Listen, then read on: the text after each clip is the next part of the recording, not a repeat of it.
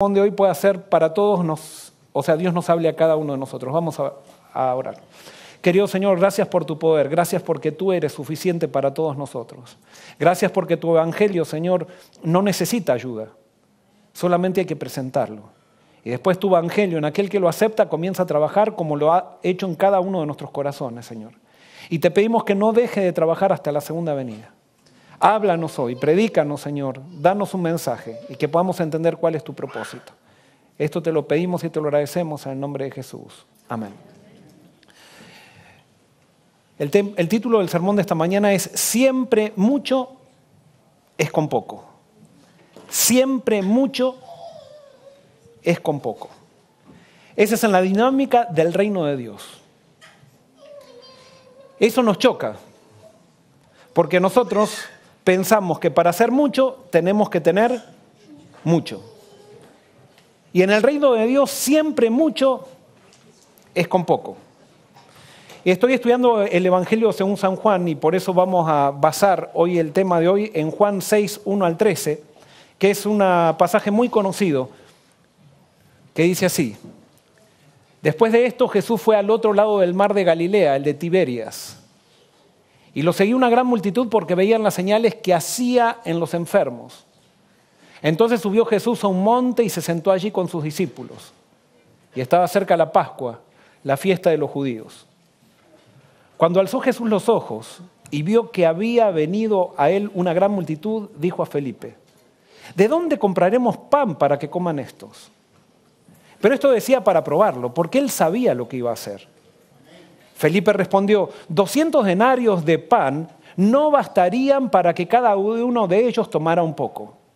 Uno de sus discípulos, Andrés, hermano de Simón Pedro, le dijo, aquí hay un muchacho que tiene 5 panes de cebada y 2 pescados. ¿Pero qué es esto para tantos? Entonces Jesús dijo, haced recostar a la gente. Había mucha hierba en aquel lugar y se recostaron como en número de 5,000 hombres.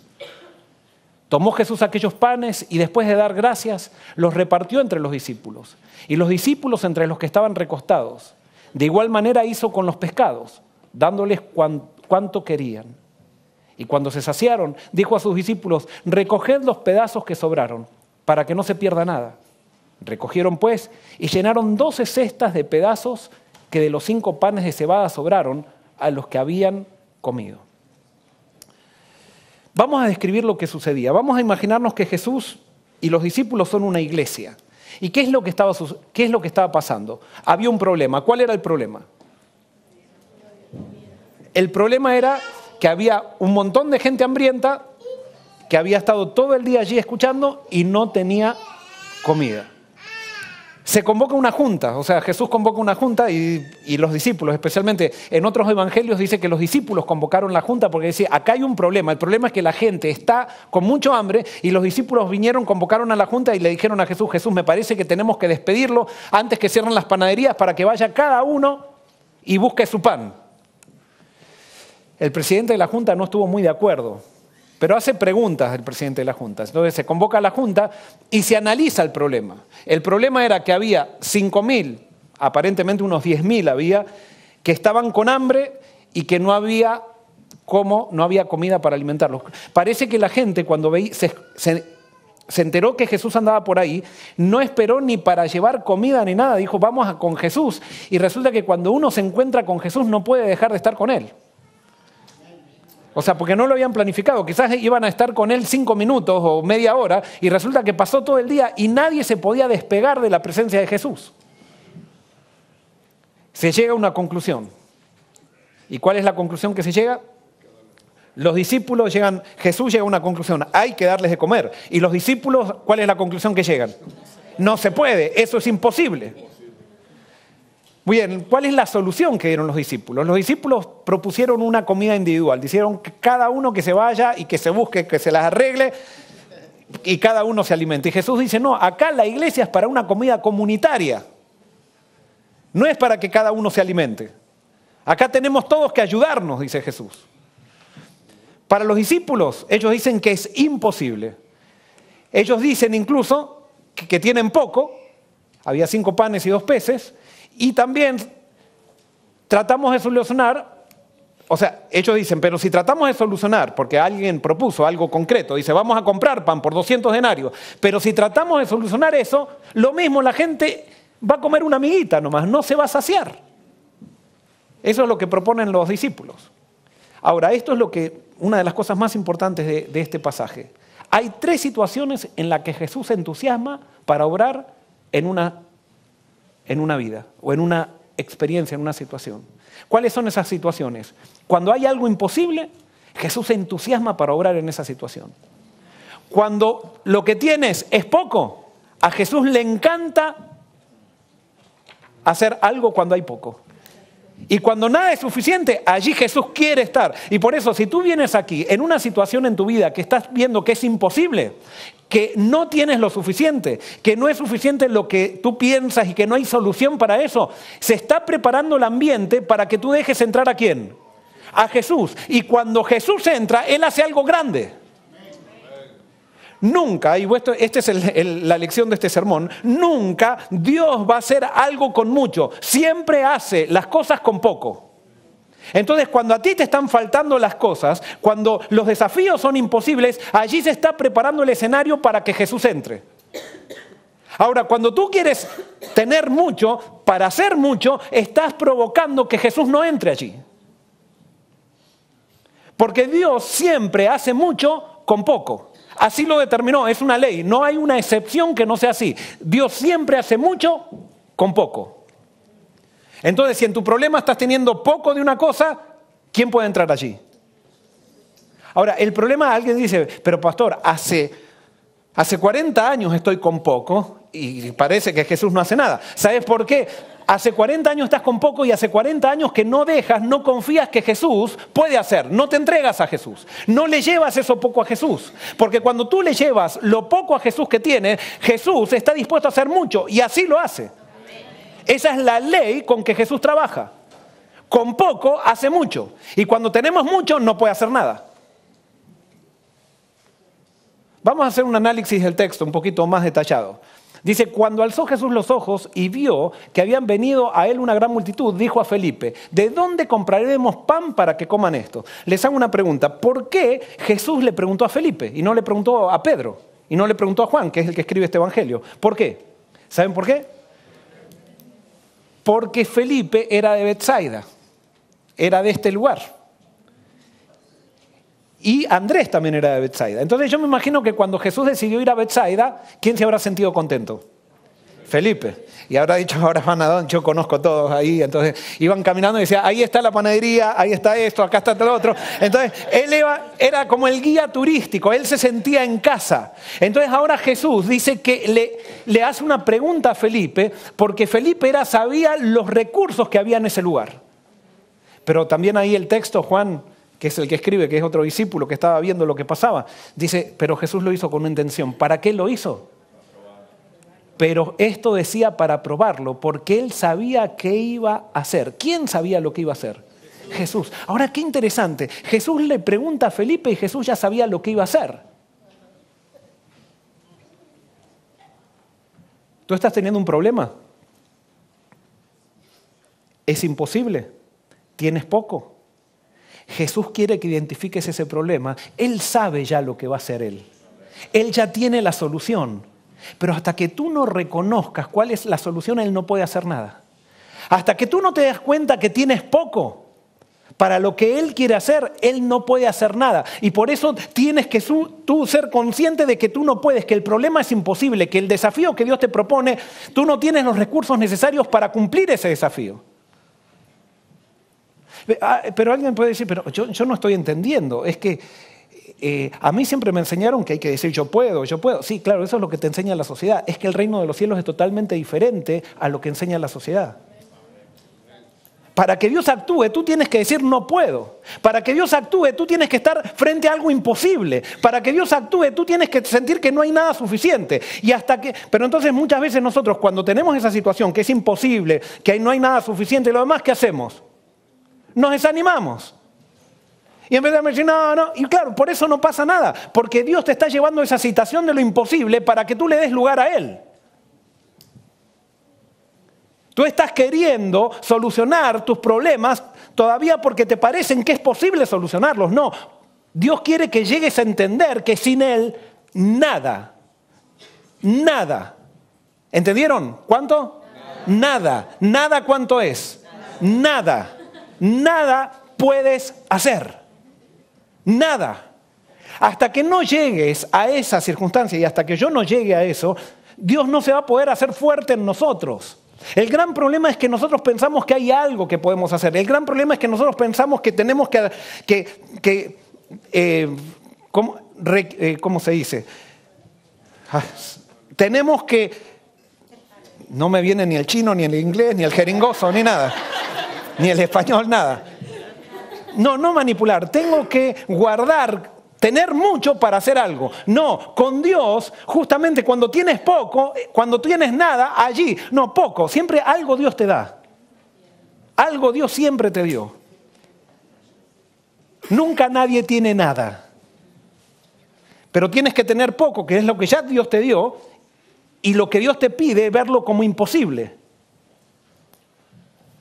Felipe le respondió, 200 denarios de pan no bastarían para que cada uno de ellos tomara un poco. En otras palabras, Felipe, cuando Jesús le pregunta, que le dice, dales pan, él enseguida se piensa que Jesús le estaba pidiendo que sea el panadero. Y Jesús no le estaba pidiendo que sea el panadero. Jesús lo único que le dijo es, démosle pan. Cuando Jesús te llama para su obra, Él no te pide que seas el panadero, simplemente te pide que des el pan. Pero nosotros muchas veces pensamos que cuando Dios nos llama para algo, nosotros tenemos que ser el panadero. No, el panadero es Jesús. Y por eso Felipe le dice, Señor, 200 denarios no va a alcanzar ni para que estos se alimenten. O sea, lo que nosotros podemos hacer no es una solución. Y Jesús ya estaba diciendo, está llegando el momento, porque hasta que ellos no reconozcan esto, yo no puedo hacer nada. Andrés se suma a la junta. ¿Y por qué se suma Andrés? Porque Andrés también era de Betsaida. Entonces él también estaba así como el anfitrión. Y entonces, claro, dice, y uno de sus discípulos, Andrés, hermano de Simón Pedro, le dijo, aquí hay un muchacho que tiene 5 panes de cebada y 2 pescados. ¿Pero qué es esto para tantos? ¿Quién era este muchacho? Aparentemente debe haber sido un sobrino de Andrés, ya que Andrés dio por sentado que esos panes y peces le pertenecían a todos. Cuando pobre era el de la madre, lo mandó y le dijo, mira, quizás se va y toma, ahí tenés 5 panes y 2 peces. Pero ya Andrés dio como que esto era para todos. Aquí tenemos muy poco. ¿Pero qué es esto para tantos? No era nada para tantos. Ahora viene. Entonces Jesús dijo, haced recostar a la gente. Había mucha hierba en aquel lugar y se recostaron como en número de 5.000 hombres. Cuando tú estás frente a un desafío de Dios, que te parece imposible, que los recursos no son suficientes y que parece que las circunstancias desafían eso, hay una sola solución. ¿Cuál es la solución? Avanza. Ve a Jesús con los pocos y avanza.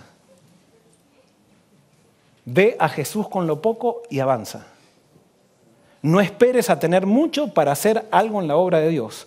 Porque en la obra de Dios, si estás esperando para tener mucho, para hacer algo, no vas a hacer nunca nada. O si lo vas a hacer solo, pero no lo vas a hacer con Dios. Y cuando estamos en la obra de Dios, la cuestión no es hacer cosas solos, es hacer cosas con Él. Y cuando hacemos cosas con Dios, hacemos cosas imposibles. Cuando hacemos cosas solos, hacemos una cosita así que...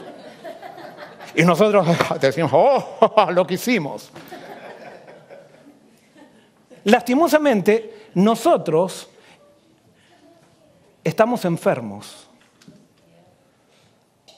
Y estamos enfermos de querer ser protagonistas. Y no le dejamos a Jesús ser Él el protagonista. ¿Cómo Jesús soluciona el problema? Tomó Jesús aquellos panes. ¿Qué tomó Jesús? ¿Qué eran los panes? Lo poco. ¿Qué tomó Jesús? Lo poco. ¿Qué va a tomar Jesús en tu vida? Lo poco. No, pero es que yo no hago tanto, yo lo que pasa es que no me formé, no tuve la oportunidad. ¿Qué va a tomar Jesús de tu vida? Lo poco. Porque si tú le quieres llevar mucho a Jesús, te aseguro que Jesús no toma nada. Porque tú, a pesar de que hayas pensado que si te estás graduando, que ahora ya tienes, no tienes nada. Y si tú piensas que tu título te va a capacitar para hacer la obra que Dios te llamó a hacer, estás totalmente equivocado. No vas a hacer nada. Jesús siempre toma lo poco y con lo poco que hace, mucho. ¿Tienes un problema económico? ¿Tienes poco? Llévaselo ¿a quién? A Jesús. ¿Y qué va a hacer Jesús? Mucho. No te quejes. No te quejes. Deja que Jesús prepare las circunstancias donde Él tiene que actuar. Y dice, y después de dar gracias, Jesús repartió entre los discípulos. ¿Qué hizo Jesús con lo poco? Se lo dio a los discípulos. Ahora les digo, Jesús hizo una oración y de repente aparecieron 5.000 panes. ¿Qué hizo? Cuando hizo la oración, ¿qué pasó? ¿Se multiplicó algo? No. Lo poco, ¿cómo siguió pareciendo siempre? Siempre pareció siendo poco. Es más, se alimentaron 5.000 y nunca hubo algo así que vino con una carretilla así que empezó a salir del canasto así, un panes y pescados que salían y tuvieron que traer. No, siempre pareció poco. ¿Pero por qué? Porque Jesús con lo poco hace ¿qué? Hace mucho.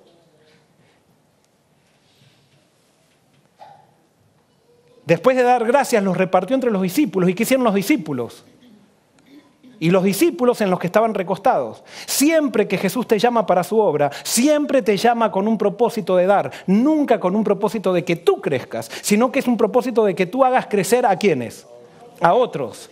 El propósito de Jesús en su obra son las personas. Cuando yo trabajo para mi éxito, cuando yo trabajo para hacerme ver, cuando yo trabajo, no voy a realizar nada, absolutamente nada. Yo tengo que dar a otros. Ese es el gran problema. ¿Por qué nos sentimos agotados en la obra de Dios? ¿Por qué nos sentimos fastidiados muchas veces? Porque estamos trabajando para nosotros mismos. Y cuando nosotros estamos centrados en nosotros mismos, no hay nada que nos haga vivir más cargados y trabajados. Y por eso el mayor descanso, dijo Jesús, se logra cuando tú eres manso. ¿Qué es ser manso? Es entregarle lo poco a Jesús, creer en Él, y cuando Él me devuelve lo poco, entender que lo de Él, lo poco bendecido por Él, va a ser mucho. ¿Cómo? No sé. Él lo sabe. A mí lo único que me interesa es llevarle lo poco a Él y que Él me lo devuelva bendecido y yo se lo doy a otro. No se lo devuelvo a Él, se lo doy a otro. Ahora es interesante que los discípulos repartieron y cuando la gente pedía más, ¿qué le decían? Le decían, no, escúchame, está bien, hubo un milagro, pero no te aproveches. No, ¿qué hacía? Le daba y le daban todo lo que querían. Porque cuando Dios hace algo, no lo hace a medias, siempre lo hace plenamente. Y todos querían más y más se le daba. Siempre parecía poco, pero cada vez había más. O sea, nunca se vio mucho pan, nunca se vio mucho pescado, pero sí se empezaron a ver las pancitas que empezaron a crecer. Esos son los milagros de Dios, como le dijo Jesús a Nicodemo. Tú no sabes de dónde viene ni a dónde va el Espíritu. No lo puedes explicar, pero que se experimenta, se experimenta. Así son los milagros de Dios. Tú no puedes explicar cómo se realizó, pero se hizo. Y con poco. Y cuando se saciaron, dijo a sus discípulos, recoged los pedazos que sobraron, para que no se pierda nada. Recogieron pues y llenaron 12 cestas de pedazos que de los 5 panes de cebada sobraron a los que habían comido. Ahora es interesante, ahora viene un principio de administración. Está bien, todos pueden comer, pero nada se tira, ¿eh? Nada se tira. Y se recoge. Ahora, ¿por qué recogió Jesús? ¿Para qué recogió Jesús esto? ¿Para qué se recogió este pan? A ver, ¿para qué?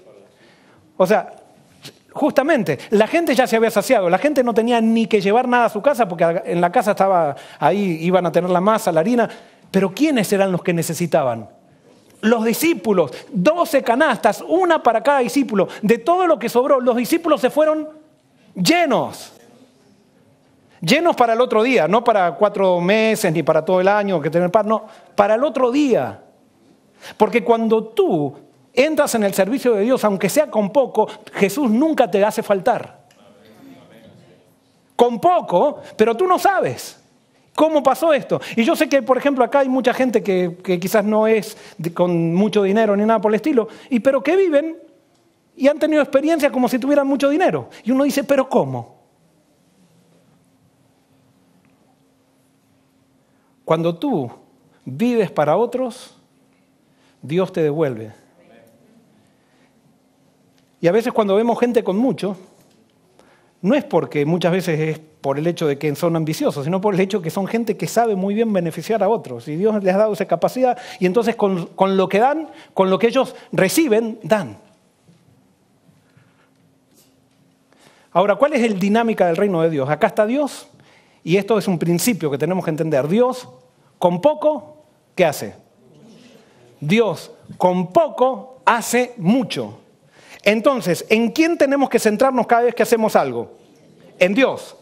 No en lo que tenemos, sino en Dios. Y lo que tenemos tiene que ser ¿cómo?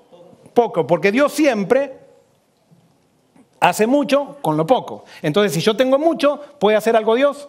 No. No. Y alguien puede decir, pero entonces cuando yo siento que tengo mucho de algo, ¿tengo que tirarlo? No es así, y eso lo voy a explicar, ya lo voy a explicar. Ahora, Dios con poco hace mucho. Nosotros, generalmente, lo que queremos es mucho, ¿y qué hacemos? No, hacemos muy poco. Pero como les decía, pero cuando hacemos poco, entonces vamos y decimos, miren lo que hicimos, porque nosotros y todo lo demás. Y hacemos muy poco, muy poco. Es más, nos ponemos blancos demasiado mezquinos. Demasiados mezquinos. Decimos, porque en mi iglesia hemos bautizado 100 personas por año y nos sentimos orgullosos. 100 personas, ¿qué son 100 personas por año con 8 billones de personas que hay en el mundo? Decime vos, ¿qué? O sea, no entiendo, estás loco. O sea, porque bautizaste 100 personas por año, ¿te sentís orgulloso de eso? Hiciste poquitísimo. Porque, sí, siervo inútil, o sea, no solamente siervo inútil, sino siervo loco. No, o sea, esa es la locura de Nabucodonosor, la Babilonia que yo construí. Eso se llama la locura de Nabucodonosor, que la tenemos todos, comenzando por mí.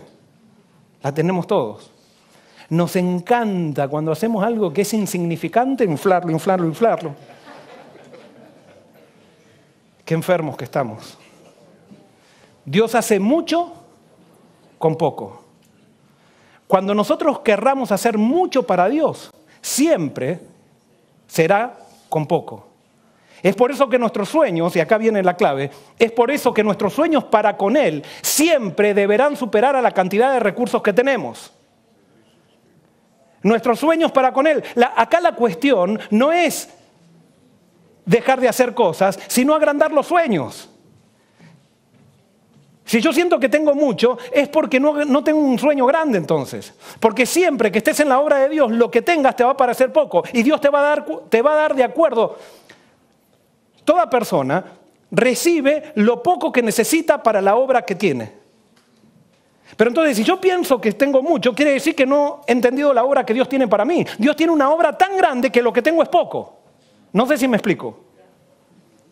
Porque acá viene otro problema. El problema de las grandes iglesias está basado en que a medida que crecen sus recursos, dejan que sus sueños para Dios se vayan achicando. Y así dejan de depender de aquel que ha determinado que en su obra siempre se haga mucho con poco. En otras palabras, ¿están mal las iglesias grandes? No, no está mal. Pero una iglesia grande entonces tiene que tener un sueño imposible.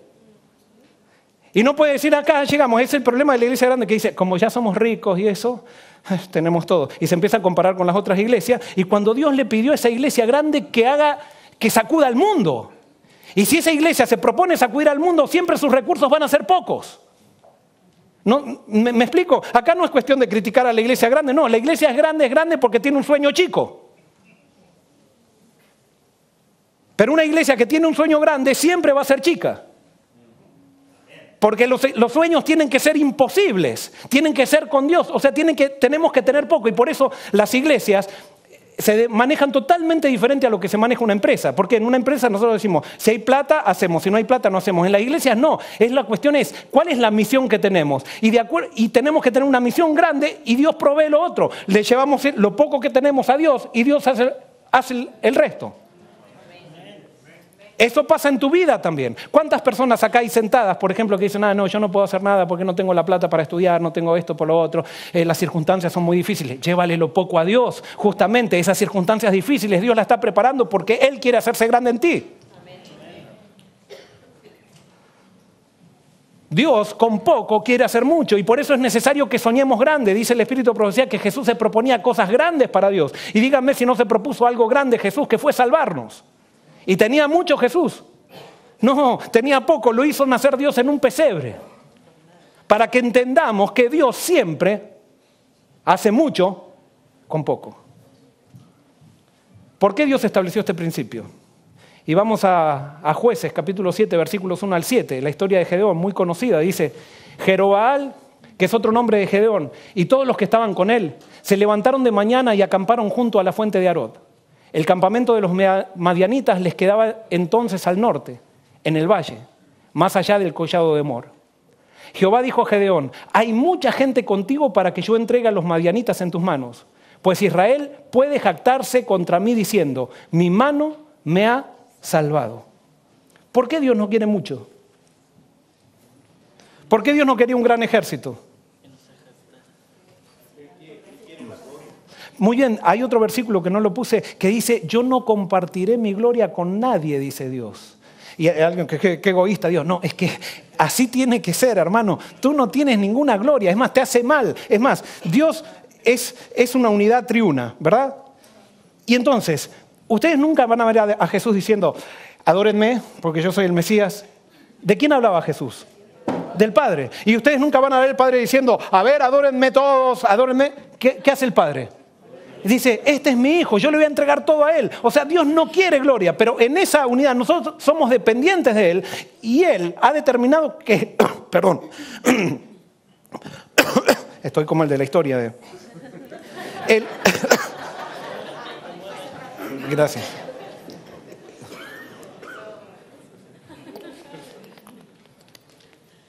Gracias. Dios ha determinado que no compartirá su gloria con nadie y eso nos hace bien. Y nosotros continuamente queremos estar acá a Dios y nos queremos meter acá, como decir, acá estoy yo.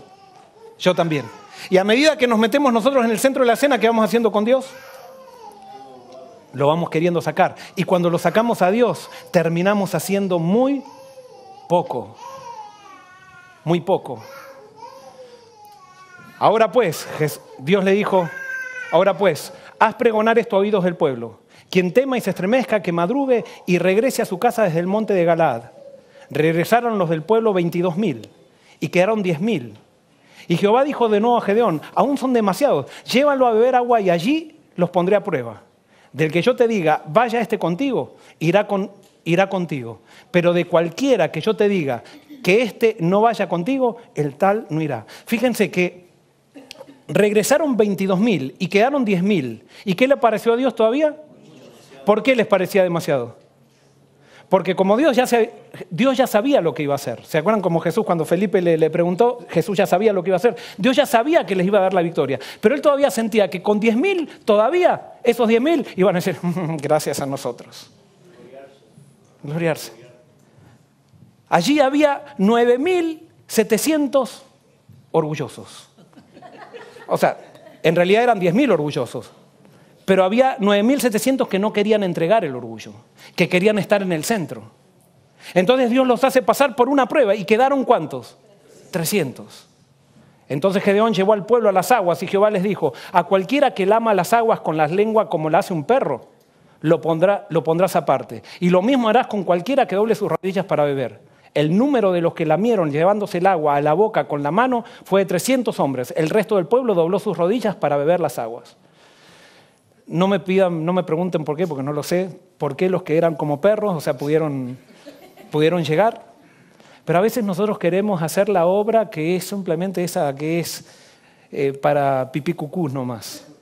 No ensuciarme mucho las manos, o sea, si no me dan anciano, que me van a poner diácono.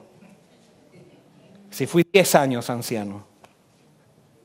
Eso que se lo den al hermanito. ¿Vieron esa frase que tenemos? El hermanito, así como lo decimos así, es un insulto sofisticado, digamos. Cuando rebajamos a una persona. El orgullo, hermanos, el orgullo. El orgullo es la raíz de todos nuestros problemas. El orgullo es lo que no deja que Dios actúe en medio nuestro. El orgullo es lo que no permite que haya éxito en tu vida. El orgullo es lo que divide tu matrimonio. El orgullo es lo que no te permite tener una buena relación con los hijos. El orgullo es todo lo que provoca tus problemas. Hasta que no entendamos que allí es la base de todo, no vamos a tener éxito en nada. Entonces Jehová dijo a Gedeón: con estos 300 hombres que lamieron el agua, os salvaré y entregaré a los madianitas en tus manos. Váyase en toda la demás gente, cada uno a su lugar. Con 300 hombres. Y perdonen los que están de visita, pero ustedes saben que a mí me están haciendo un llamado a otro lugar. Nosotros en estos 6 años hemos visto la mano de Dios poderosísimamente en estos 6 años. Y esto lo decía en el primer turno, cuando llegué acá, y ustedes saben mucho, vino alguien aquí de la Facultad de Teología y me dijo: nunca les van a dejar construir una iglesia aquí en Southern. Nunca. ¿Tenía razón esta persona? Sí, humanamente tenía razón, pero ¿quién estaba preparando el camino? Dios. Porque cuando hay una imposibilidad, es el tiempo de actuar ¿de quién? De Dios. Después nos dieron el permiso. Y cuando nos dieron el permiso hubo gente que decía: nunca van a tener el dinero que necesitan para tienen una iglesia de estudiantes y una iglesia de jubilados. ¿Cómo van a hacer? ¿Quién estaba preparando el camino? Dios. ¿Para qué? Para que nadie se atribuya la gloria. Y siempre lo dijimos, para que sea solamente para Él. Porque Dios se glorifica en cosas imposibles. Se glorifica cuando hay poco.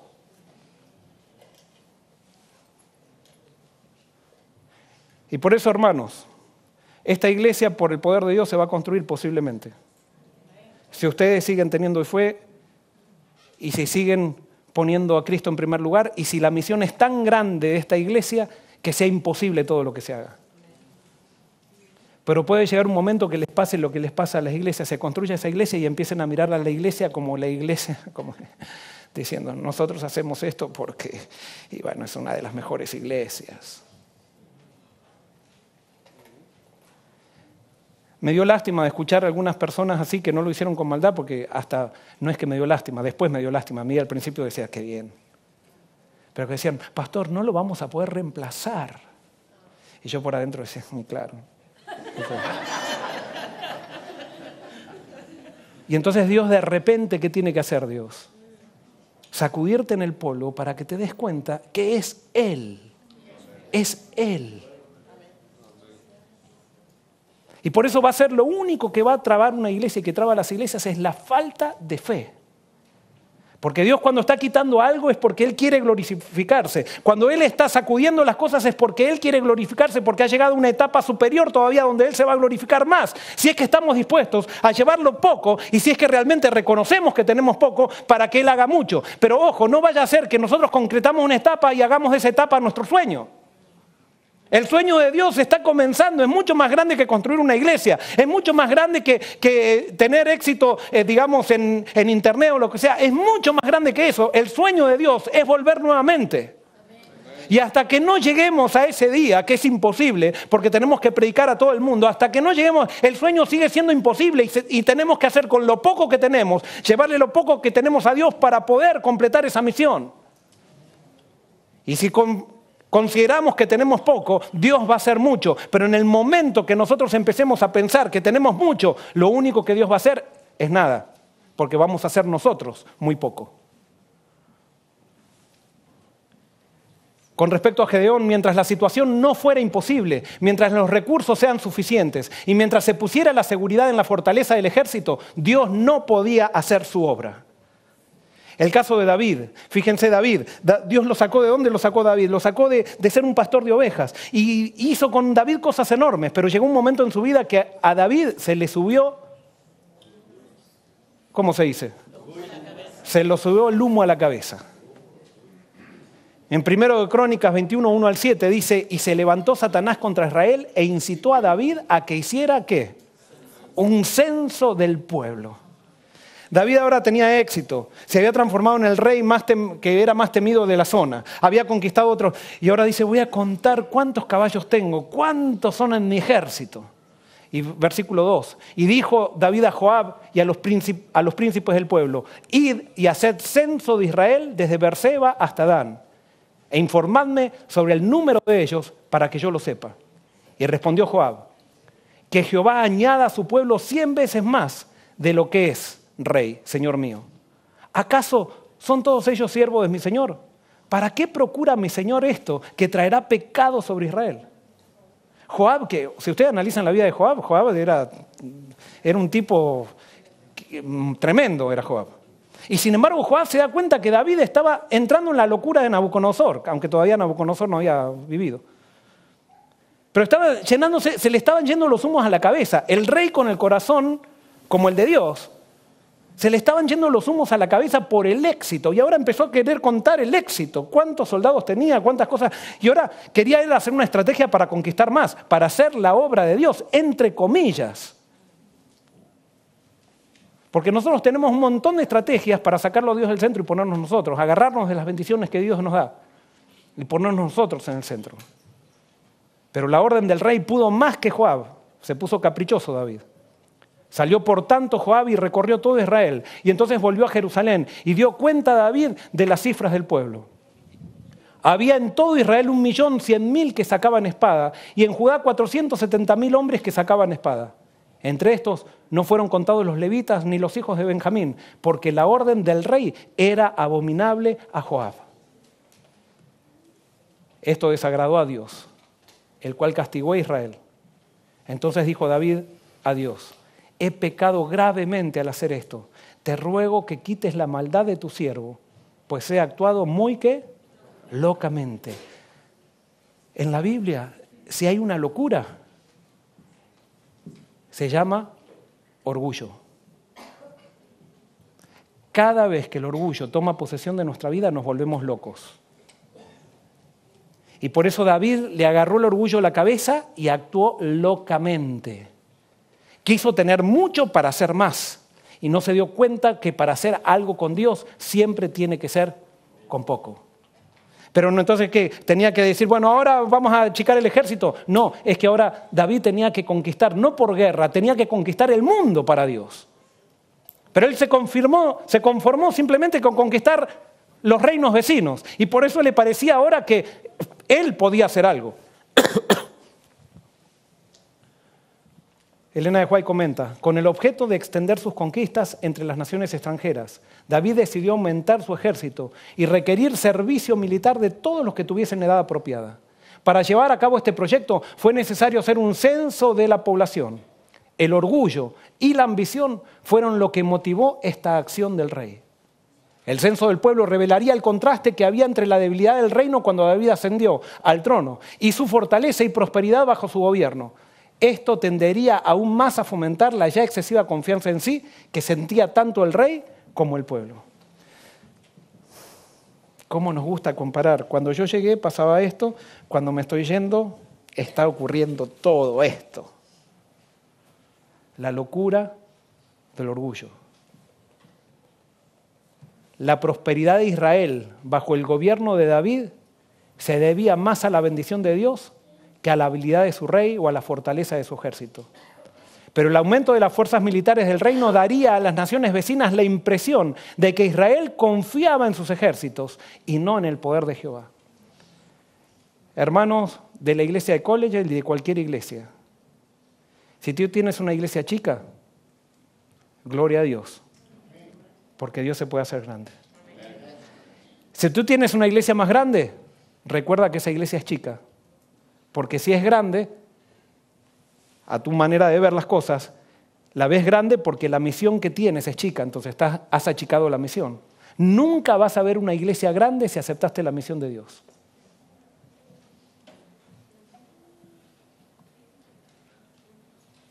Si en tu vida no estás viendo el éxito de Dios, es porque te has detenido, porque sentías que tenías poco. Y has dejado de avanzar, has dejado de darle lo poco que tienes a Jesús para hacer la obra que Él te encomendó hacer. Y al ver las circunstancias has decidido quedarte a esperar a que Él te mande más para hacer algo. No, hay que avanzar. Y hermanos, eso sí, en estos 6 años hemos visto la gloria de Dios. Porque Dios nos mostró de diferentes maneras que nosotros no tenemos nada. Y que todo, absolutamente todo ha sido por Él. Jesús escogió 12 discípulos para sacudir al mundo. Dice, Jesús eligió a pescadores sin letras porque no habían sido educados en las tradiciones y costumbres erróneas de su tiempo. Eran hombres de capacidad innata, humildes y susceptibles de ser enseñados. Hombres a quienes Él podía educar para su obra. En los apóstoles de nuestro Señor no había nada que les pudiera reportar gloria. Era evidente que el éxito de sus labores se debían únicamente ¿a quién? A Dios. La vida de estos hombres, el carácter que adquirieron y la poderosa obra que Dios realizó mediante ellos atestiguan lo que Él hará por aquellos que reciban sus enseñanzas y sean obedientes. Jesús podría haber elegido a los fariseos, podría haber elegido a los rabinos, podría haber elegido a los escribas y no eligió a nadie de eso. Y por eso quiero decirte algo, tú te estás graduando, tu título no te está capacitando para la obra que Dios te llamó a hacer. Tu título simplemente es la excusa que Dios está poniendo en tus manos para que llegues a otros lugares donde otros no pueden llegar. Pero eso no es lo que te capacita. Lo que te capacita es tu pobreza de espíritu. Es dejar que Él viva en ti. Es levantar el Evangelio, es levantar a Cristo, es llevar a Cristo a todos lados. Eso te capacita. Es cuando tú sientes que tienes poco y entonces Dios puede hacer mucho a través de ti. Pero en el momento que los títulos se nos vayan a la cabeza, que los logros se nos vayan a la cabeza, que empezamos a pensar de que tenemos experiencia y por eso nos merecemos ciertas cosas. Sí, puede ser que hagamos algo, pero lo que hagamos va a ser muy poco. Dios tiene algo muy grande para ti y para mí. El movimiento adventista. El movimiento adventista nace con un granjero que tenía errores doctrinales. Y sin embargo, gracias a él, se levantó un movimiento que llegó a todo el mundo. Pero ahora yo me pregunto, ¿qué haríamos si llega un granjero acá y quiere predicar? Y para colmo tiene errores doctrinales. En esta iglesia. No tiene la verdad. ¿Y dónde está? A ver, ¿dónde estudió? ¿Dónde estudió? ¿Qué títulos tiene? Ah, no puede ser pastor. A ver, ¿estudió? Ese no puede ser pastor. ¿Por qué le dicen pastor a ese? Si no estudió.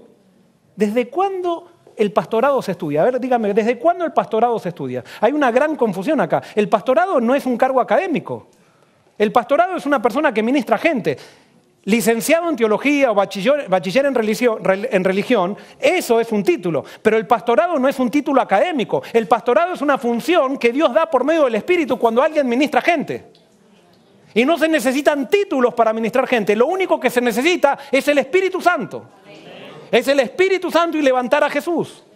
Sí, está muy bien, tenemos universidades. Esas universidades que nos dan herramientas, pero esas universidades no nos capacitan para hacer la obra de Dios.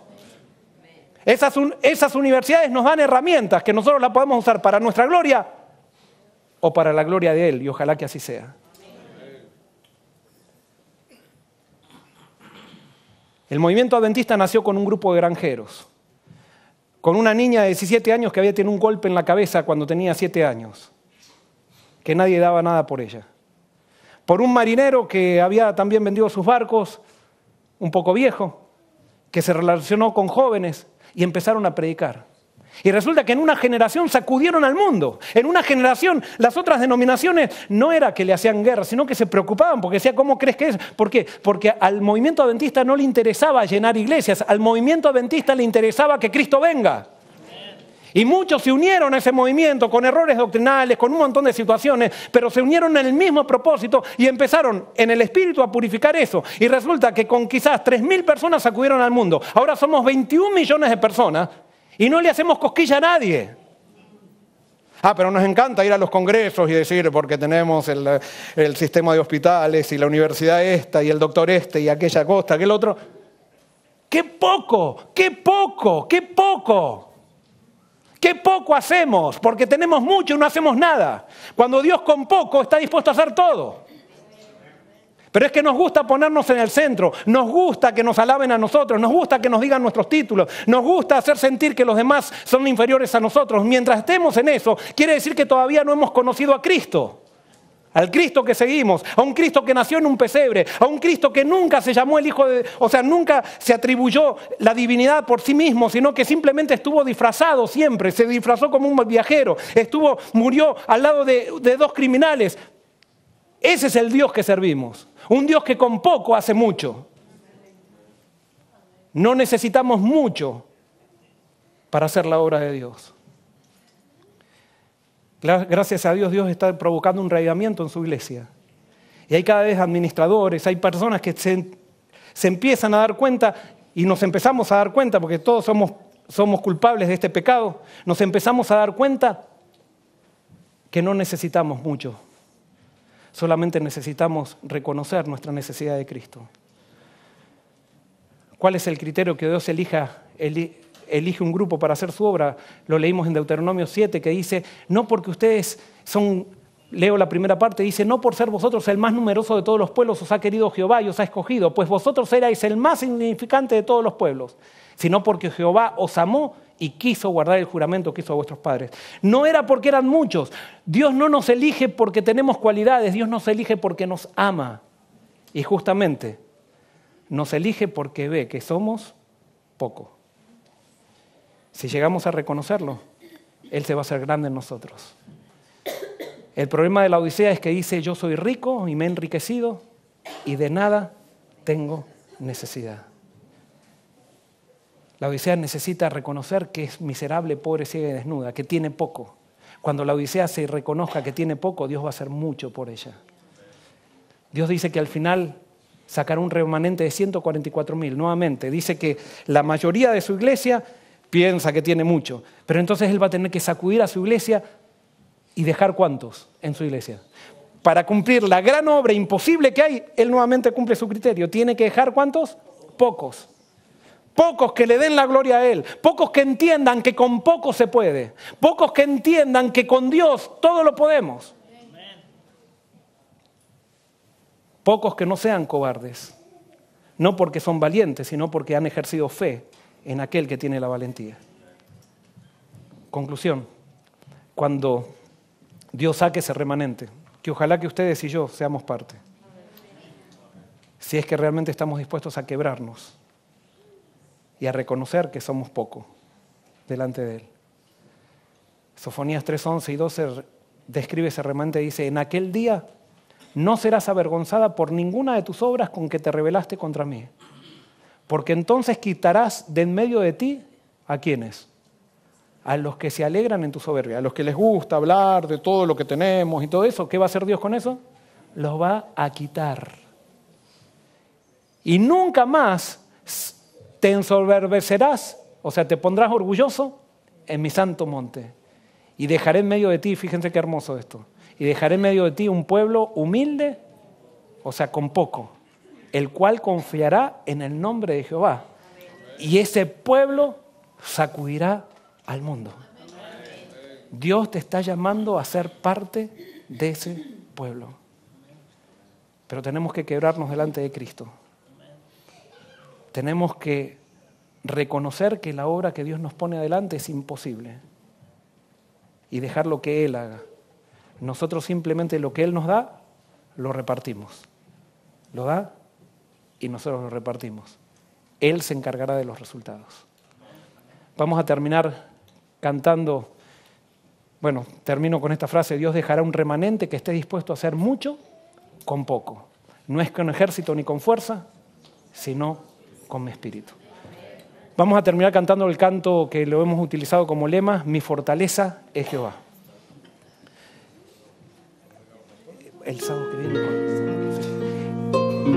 El sábado que viene vamos a repartir el regalo de Raña con el otro bautismo, vamos a repartirlo el sábado que viene. Nos ponemos de pie.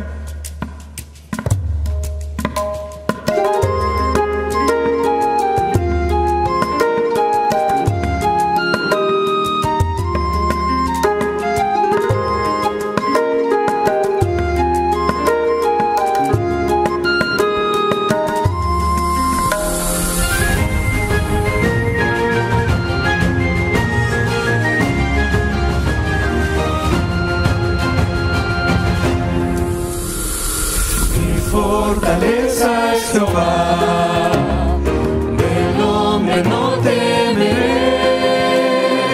Dios guarda a quienes le aman, y en él yo esperaré. Dios guarda a quienes le aman, y en él yo esperaré.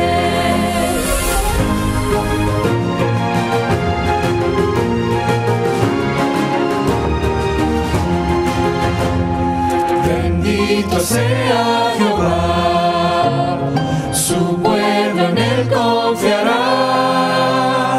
Levantará al caído, al humilde exaltará. No dejará a sus hijos, para siempre los salvará.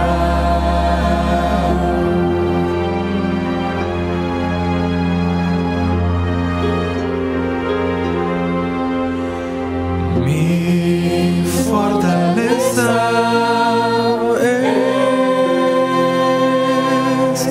Jehová.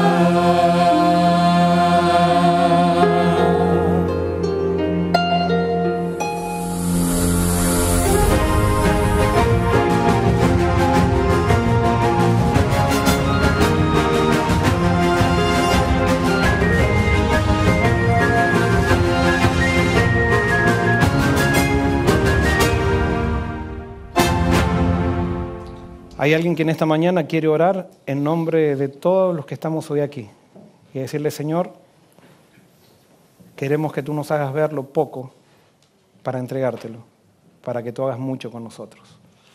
¿Hay alguien que siente? Dios te bendiga. Pasa, por favor.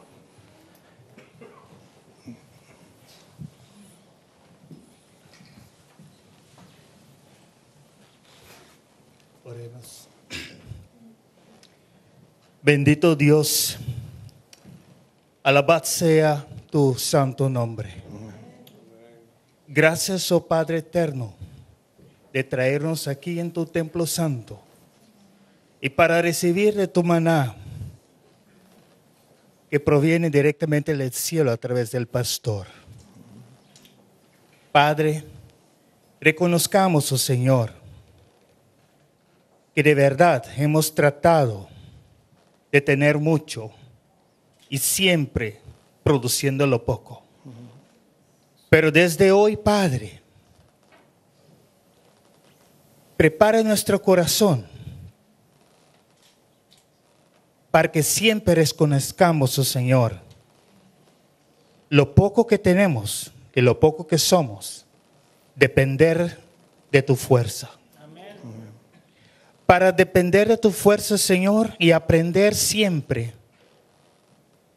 para darte todo honor y gloria a tu santo nombre. Gracias, Señor, de capacitarnos otra vez para que seamos siervos útiles en tu viña. Amén. Para predicar el evangelio, para conectar con la gente, para ayudar y orar con la gente, Señor. Y lo más, para dar y creer, confiar que nos dará. Bendijo tu pueblo esta mañana. Que tu Santo Espíritu nos mantenga en esa red que proviene del cielo. Amén. Para mantenernos en el camino, te pedimos en nombre de Jesús. Amén.